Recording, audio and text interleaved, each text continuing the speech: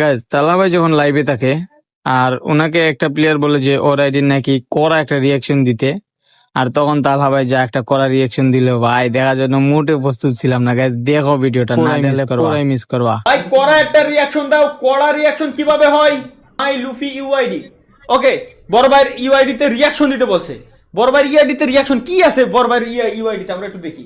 138 A1 A1S A1 sports নেই, A1S Shakib.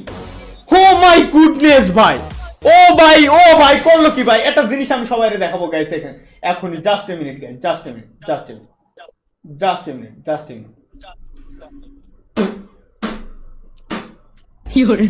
ছাড় লাগে না ঠিকঠাক মতো ভাই। হিজ অ্যাড্রেস করে রেখেছে।